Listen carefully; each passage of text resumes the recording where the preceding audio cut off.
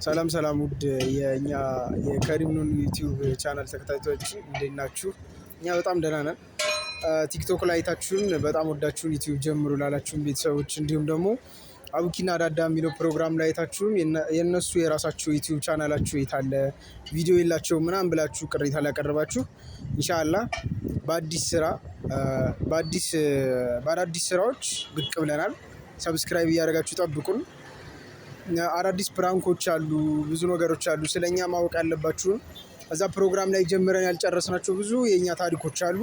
እነዛን ታሪኮቻችን ደግሞ በራሳችን የዩቲዩብ ቻናል እንለቅላችኋለን። በቅርብ ቀን ጠብቁ። ውድ ቤተሰቦቼ እንዴት ናችሁ? እኔ በጣም ደህና ነኝ። ያው ከሪም እንዳላችሁ በአዳዲስ ኮንተንቶች ልንመጣ አስበናል። ፕራንኮችም አሉ፣ የተለያዩ አዳዲስ ነገሮች የምናሳውቃችሁም ነገሮች ይኖራሉ። እና ደግሞ የምጨምርላችሁ ነገር አቡኪና ዳዳ ላይ እኔ የልጅ እያሱ የልጅ ልጅ ነኝ፣ 3ኛ ልጅ ነኝ ብዬ ነበርና በጣም ብዙ ሰው ጥያቄ ፈጥሮበት ነበረ። ያንን ጥያቄያችሁ እንዲብራራላችሁ የምትፈልጉ ኮሜንት ላይ ጻፉልኝ። ትክክለኛ መረጃ ከኔ ታገኛላችሁ ማለት ነው። ምክንያቱም ያኔ አቡኪና ዳዳ ላይ የቀረብንበት ፕሮግራም ሌላ ኢሹ ስለነበረ በዛ ሰዓት ላይ ትንታኔውን ለማስረዳት ሰዓት የለንም ነበረ። የተሰጠን የአየር ሰዓት በጣም ትንሽ ነበረች፣ ለዛ አልቻልንም። እና አሁን ላይ ስለ ልጅ እያሱ የልጅ ልጅ 3ኛ ልጅ መሆኔ በጣም ብዙ ሰው ገርሞታል።